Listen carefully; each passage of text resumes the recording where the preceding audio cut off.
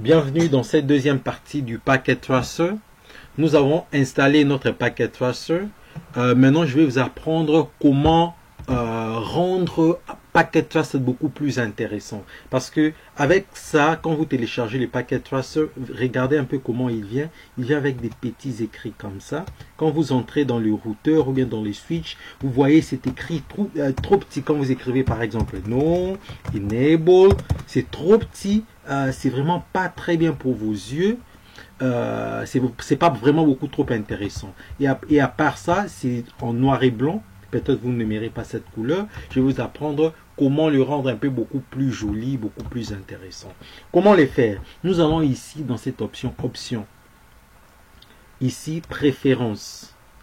Là où il y a préférences, on commence d'abord ici dans les fronts.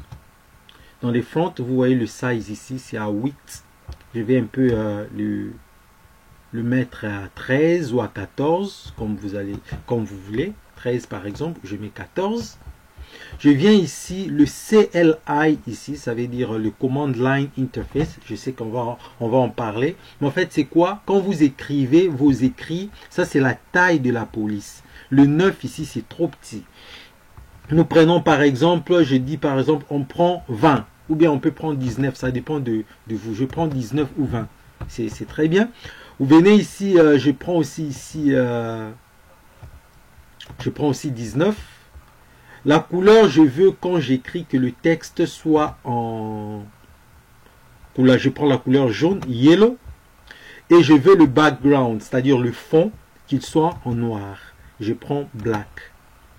Mais pour les ordinateurs, ça c'est pour le routeur et pour le switch. Mais pour les ordinateurs, les PC, je veux qu'il reste en noir et blanc. Je laisse le texte reste en white, c'est-à-dire blanc. Et puis le fond, il reste en blanc. Je fais Apply.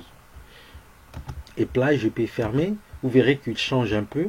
Maintenant, quand j'entre dans le routeur, là où il paraissait beaucoup plus petit, vous voyez maintenant, c'est beaucoup plus joli et puis c'est vraiment bien.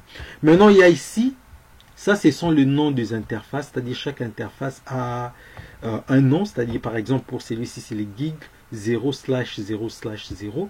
Vous avez la possibilité ici, là où il y a le préférence, par exemple ici, Show Device Model Label. Si je fais ça, qu'est-ce qui va se passer? Il va commencer à me donner la série de l'équipement. Par exemple, le routeur ici, c'est ça sa série. Des fois, ça devient un peu encombrant. Pour éviter ça, qu'est-ce qu'on fait? On vient juste ici, on enlève ça, on enlève les Show Device Model Label, on enlève le modèle. Mais les Device Name, Show Device Name Label, vous pouvez le laisser. Always Show Ports Label. Ça, si vous l'enlevez, regarde ce qui va se passer. Ici, il n'y aura plus les noms des interfaces. Vous aurez du mal à savoir quelle interface vous êtes en train de configurer. C'est pourquoi je vous conseillerais de garder celui-ci. Always Show Ports. Ici, il y a encore quoi? Je peux vous montrer. Les Disable Auto Cable. Ça, on va en parler pendant la formation. Et déjà, c'est bon. Avec ça, nous serons déjà à mesure à faire toutes les configurations. Par exemple, ici, j'ai fait les conft, j'ai fait les hostname. J'ai dit par exemple, je vais appeler ces routeurs ici RT-1. Vous verrez, les noms changent. Il était routeur. Maintenant, il devient RT-1. Ces simulateurs, ces Packet Tracer, c'est vraiment un simulateur pour le CCNA. C'est vraiment un très bon simulateur. Il va nous aider à faire tous nos laboratoires. Tu seras vraiment à l'aise avec tout ce que nous allons apprendre. Tu seras à mesure de les configurer toi-même aussi, de faire toutes les pratiques possibles. Ok, merci. On se voit à la leçon prochaine. Merci, je t'attends à la prochaine vidéo.